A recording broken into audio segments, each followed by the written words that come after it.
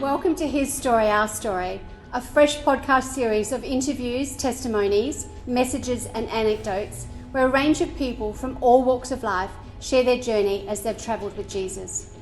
Here at Southland Church in Pasadena, Adelaide, our heart and mission is to pursue the presence of God. Through a Christ-centred, Bible-based, Spirit-filled church, we disciple and equip people to make a positive difference for the kingdom of God and impact every area where God places them. So sit back, grab a cup of tea or coffee, unless of course you're driving, where both hands are needed on the wheel, and enjoy this episode. We pray that you are blessed and encouraged as you listen to His Story, Our Story.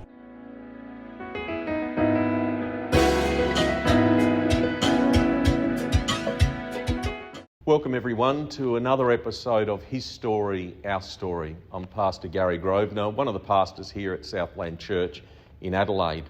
And today we're going to bring you across two parts an interview that was done at church by Pastor Sarah Grosvenor, another pastor here, and Heather Edwards, one of our senior leaders here at this church. And they interviewed three young couples who are engaged and embarking on preparation for marriage.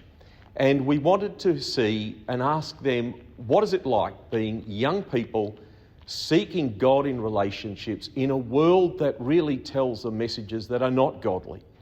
And so we're going to share that with you today. We hope that you are as blessed as we were by listening to these three young people as they embark on their journey with God and each other in future marriage. God bless you. Now, obviously, this is going to be focusing more so on these lovely couples and why are you wanting to get married, and the lead up to that. But I would also like to think that there is something for us all to take from this, irrespective of whether we're married, single, divorced, whatever, relationships. We really encourage relationships within this church, and our first relationship is with God. So it doesn't matter what you're doing, whether you are married or single or divorced or whatever, your first relationship is with God. And I know that these three couples will bring this out. And then from there, we've got relationships, we've got colleagues, we've got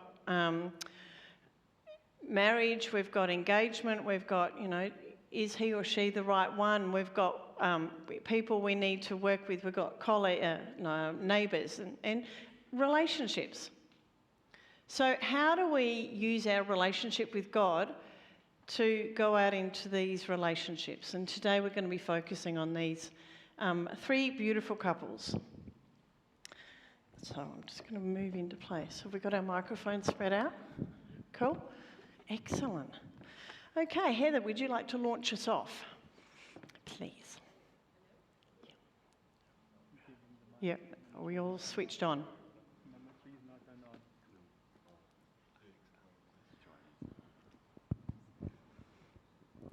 There we go. All right, I would love to start. So this question is for all of you to answer. And it goes, so how did you guys meet? And how did you realise that there might be a spark between you? All right, I'll go first. Miles and I actually met here at Southland Church. And yeah. Come to Southland, guys, if you want to find someone. I'm joking. No, but yeah, we were actually friends for a good year. We would just see each other around at church, have little conversations, and then when we started to, see each other regularly, we started to develop feelings for one another. But in saying that, we were and we are heavily pursuing God. And so we were two people who we didn't want to step into anything without saying yes. And yeah, eventually Miles asked me out at church here at Southland. And yeah, we went on our first date, and I remember I just felt God tell me this is the person for you. And it's been history ever since. but God was heavily involved in bringing us together and constantly inquiring of God, is this what you want? So yeah, I guess we started out as friends and here we are now. Do you have anything to add? I suppose I don't really have too much to add to that because you pretty much covered it, but the main thing is we weren't actually actively looking for a partner at the time, and yeah, we were just pursuing God above all things, and then in His timing He revealed to us that we are meant to be for each other, so yeah, that's it.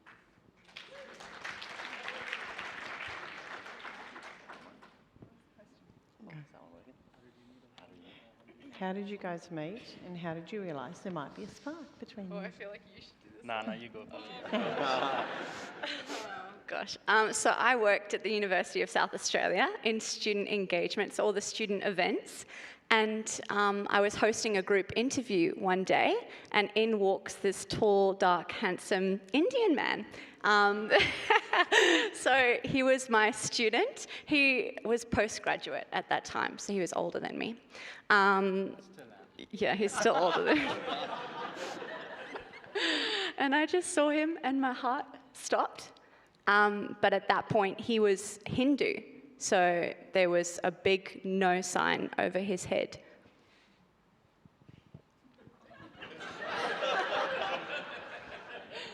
How did I found that I had a spark? Yes, there's a general attractiveness when you see a person. Yes, we all had that thing. But how did I pursue that? The moment I realized there was a spark, I tried to run away, as in I was just denying that I had a feeling for her and stuff like that. Even I had a conversation with one of our friends, Tabs and Ness, and they were like, "You have it." I'm like, "Nah, nothing's gonna happen." Just because, even again, I knew that I was a Hindu and I was not sure. I was still on the journey of finding God, and yeah, we just pursued God in that sense because while there was a story of my salvation, God was building this beautiful love story on the side as the life was happening. But yeah, it was just the pursuit of God, and yes, the one I saw her and the spark was then and there, but it was God who actually converted that spark into love. Similar to Kat and Miles, we met here at Southland in our young adults life group back in the early days of it, starting up. And Grace walked in. She was visiting from somewhere else, had been invited by Gary, and I think I was possibly speaking that night, or she came in, and I remember just afterwards getting to know Grace, and we ended up speaking for 45 minutes or something that night, and just having this sort of conversation of I went to Temple Christian College. Oh, so did I. I was deputy head prefect. Oh, so was I. Oh, at uni, I was involved in evangelical students. Yeah, so was I. I was president. Oh, so was I. And we had all these things in common. It was really, really cool. And I just knew the ease of conversation with her. I knew that we had that from the get-go. 1 week later, I found out she was actually dating someone else. So that's just sort of quashed all of my hopes and dreams in that moment. But I think God was certainly teaching me patience through that. And eventually she broke up with that boyfriend, and it was just a time of waiting and just really seeking God in that, knowing that my hope and security comes from Him first and foremost, and that if something was to happen between us, then it would be on God's terms, not on mine. Yeah, I'll just add, I think, you think something might go a certain way, or, maybe it would have made sense for us to have got together when we first met, and that would have been really nice. But at the same time, I'm also grateful for the opportunity that it gave us to actually become friends before we dated. And so I think that was actually, even though it was a bit funny, I think it turned out to actually give us a really good opportunity to get to know each other in that sense as friends first. I just want to add to Lockie and Grace's spark in meeting. I remember, and some of the young adults girls remember too, the minute Grace, like we met Grace and she walked into young adults, we were all like, Grace and Lockie, they would be amazing for each other. And here we are today. So yeah, it's amazing. I will say, when we got together, everyone was like, finally, guys, like, we've been waiting for this to happen. And I'm like, are you for real? Like, I thought this is like a new thing. Like, they're like, no, like, it's been very obvious that he's liked you for a very long time. And I was like, oh. Oh, good. Okay, the next question, I suspect you've probably partially answered this, but I would still like us to go into a little bit more depth. Once you thought that something might be developing between you, how did you go about discerning this in a godly way? Before you, or you can think about that, but just that sense of, you know, when you two, for example, get together and then everyone around you is saying, finally, like, as long as you're trusting those people, that could be like a bit of a, wow, yeah, okay, I'm on the right path sort of thing. But yeah, how did you go about discerning this in a godly way? I don't know who wants to answer first. So when Miles and I, well, I'd say like just even in our dating stage, our getting to know each other before we started dating as boyfriend and girlfriend, firstly, just seeking God and being committed to pursuing God, we found that we were able to discern what was of God and what wasn't. But something that really impacted us was making sure that we were listening to spiritual discerning people around us and always seeking them out for advice and going to people who knew us but also knew God too. And just how Miles and I got together and how God revealed that we were the one for each other was really miraculous, because I remember as I started to develop feelings for Miles, I'm someone who I'm like, okay, I've got these feelings, but are they of God? And so I would pray about it and I would be asking God, is this of you? And I remember in that whole friends, but we like each other season, God was speaking to me so clearly. And what happened was I would be at church just having a conversation with someone and they would all of a sudden just say, by the way, that Miles guy has an amazing heart. And I was like, okay, that's really cool. And then I went and spoke to someone else like a week later, and again, they brought up Miles out of nowhere, and we're just like, Miles has an amazing heart. I'm like, okay, 1, 2, all right. So, and that happened with about 10 different people in the span of 2 months. The exact, like, quote unquote, Miles is a great guy with an amazing heart. And yeah, I just felt like God was really making that obvious to me. And what really did it for me was I took a day off from work, and myself, Mary, and Mum, we were at a coffee shop, and we were just drinking coffee together. And all of a sudden, Mum gets a phone call, and her phone starts ringing, and I look at her phone, and it says Miles on it, and I'm like, this is so weird. What is Miles doing calling Mum? And Mum answered and she goes, hi Miles, how are you? How you going? And they start having just a casual conversation. And Mary and I are just gobsmacked looking at each other like, what is Mum doing on the phone with Miles?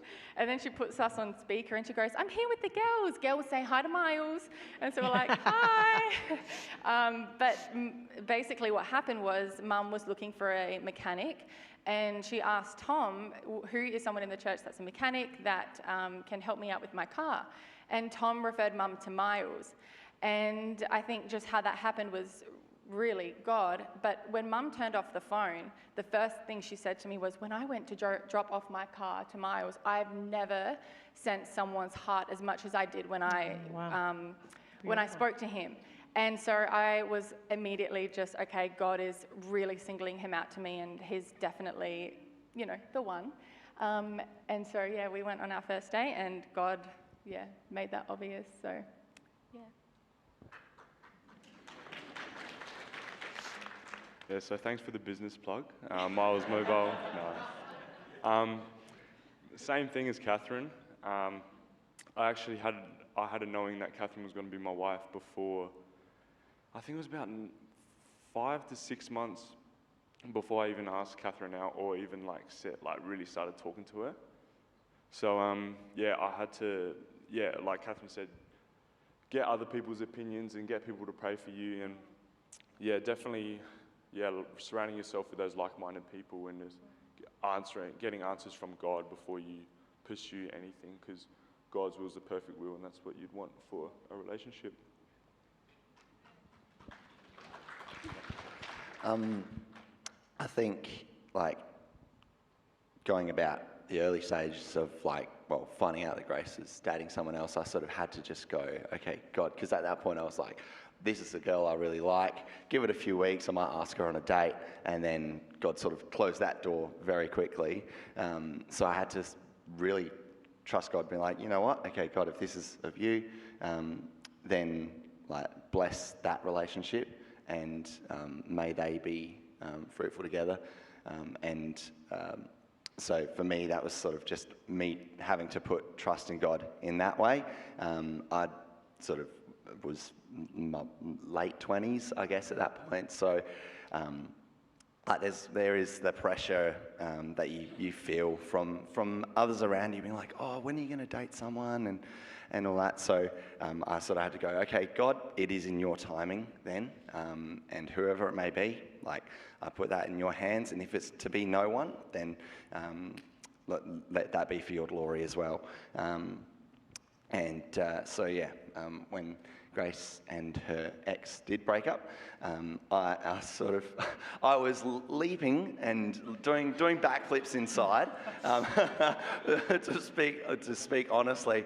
But I knew that I had to, like I said before, I knew I had to wait, and I knew that I had to, as I was praying about the potential of asking Grace out, because I did see something there.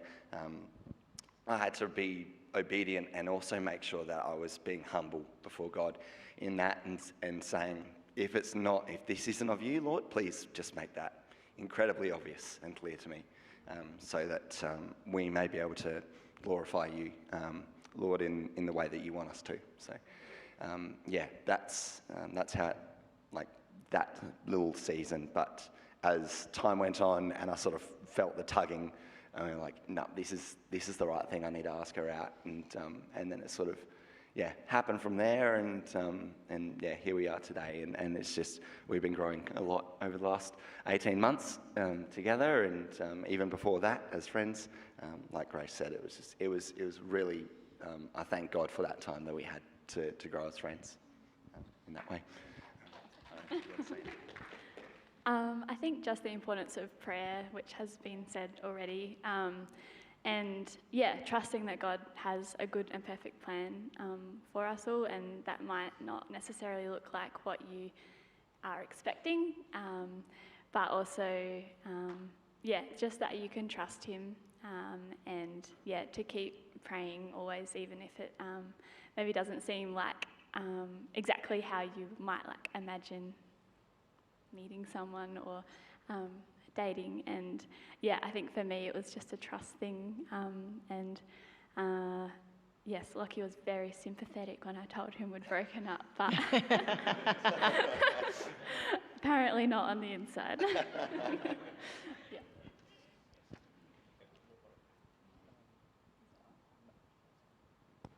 That's a very long story, but I'll try and summarize it. As Adash said before, God was taking him through this huge journey of salvation. And who knows, our God is able to do so many things at once. So while he was calling and wooing Adash out of the deepest depths of Hinduism, he was also knitting us together on the side.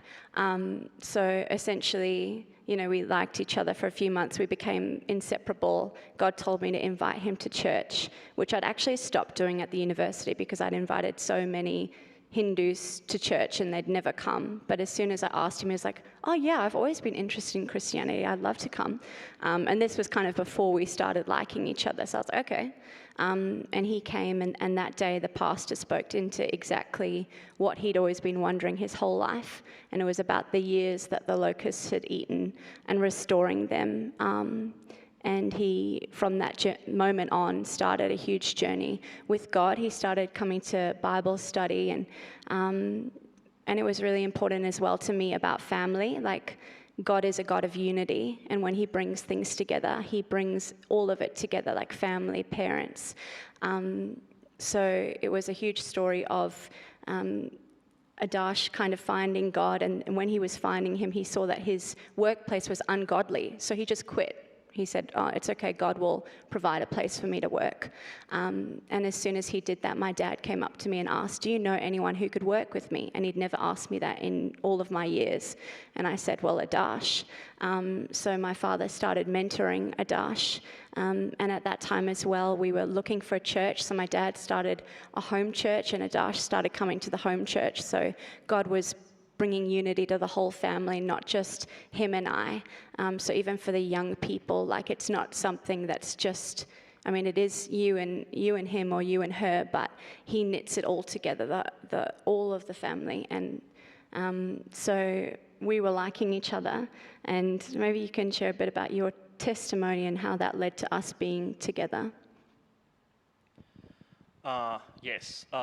So I'll try to bring it down to like a minute or two, which will be hard. So I came in Adelaide, got invited to church, went there, and I still remember the pastor spoke about the restoration of the ears, which was the locus which I've written. I still remember every part of that sermon. For some reason, it always stuck with me, and then ever since that, my journey started. And after that, I went to Ed Church, for quite a while. And as far as I was looking for friends, but God did use it for my journey of salvation as well. So there was a time when none of our friends will be busy at some place, but I'll still go to the church because God placed me very close to that church. It was like 10 minutes of walk or 20 minutes of walk from my place. So I started going there, but there was this point where you start questioning. Because there's parents, they are deep into Hinduism, and they ask, why are you doing this and why are you doing all this stuff? But I had some sleepless nights before, and I think that was the first time I actually seek God earnestly with a prayer. It was a very simple prayer, if you are real, you have to show me who you are. And then that was the time we were going through a pathway course. And at the end of the pathway course, there was this prayer of sinners. And what had happened was, I would read the entire pathway, I'll discuss with all the people, but there was this prayer, and I asked Jamie, what is this prayer about? And I saw a sparkle in her eyes, and all our friends, they were keen with their ears and eyes, what he's gonna say. And she said, this is the prayer that, you recite when you want to accept Christ in your life, and this is the repentance prayer. And I go I am not touching that prayer at all. Neither I'm going to say amen, nor I'm going to read it. And I saw their face drooping down and stuff like that, and I was oh, fair enough. But then, again, one more sleepless night, questioning all the entire stuff, and then I asked Jamie if I can meet her parents to speak on everything. So it was a long 3-hour conversation. I was I know the love of God. They have spoken me about everything. I need to know the different side of the coin. Speak to me about the wrath of God and stuff like that. And the first thing Mark said, if you have heard the word of Christ, his word never goes void. It never returns as well. So you'll be accountable when you go to the heaven. I'm sure. Of course, where they will be accountable for anything. And I was a Hindu, so I believed in good works anyway. But he said a last thing, which actually shook me, and I turned back, was the enemy will make you doubt on yourself that you are not good enough. And for some reason, it hit me very strong. So I was okay, cool. I got the answers of my question. I'm going to go to my friends, and I'm going to go and recite that prayer. And I was on the bus heading to the friends. And all of this question came in my mind that what if you are saying yes to Christ for the sake of Jamie or for the sake of your friendship? Mm-hmm. Okay. And that was the question that I had no answer of. I actually don't know, because yes, there is a likeness towards Jamie. Yes, I do love my friends, but I don't know if that's true. So I didn't do it. I went back to my house, and the next day we were going to Bible study, and I prayed one prayer, if you are real, and if you want me to be in the kingdom of God, I want these 7 people to be there at the Bible study. so that I will know that you are in it. And I rocked up at the Bible study. There were like 30 people. And I go like, it's just like, it's not real, it's not true. You know, like people talk about this, but it's just their faith. And I will have my faith, they will have their own faith. But I was still in this deep state, I would say, like deep, sad state and stuff like that. So they were listening to some sermon from a random guy, and I was just bowing my head on the desk like this and just pondering, or like just shutting my eyes. And then after an hour and a half, I just looked up, and every single one has left, but apart from those 7 people. So I knew, and I was shocked to see like just those 7 people in that room. And I was like, okay, fine, you know what, one more. I just need one more. One more, just give me one more. And I didn't realize that actually God was making me live the Bible. I was being like Gideon, like, you know, just one more, one more. And I was like, okay, one more, just give me a random. And all of a sudden, like, I had this Bible app on the phone, and it just pings up. And the Bible was like Romans 8, like nothing can separate you from the love of God. And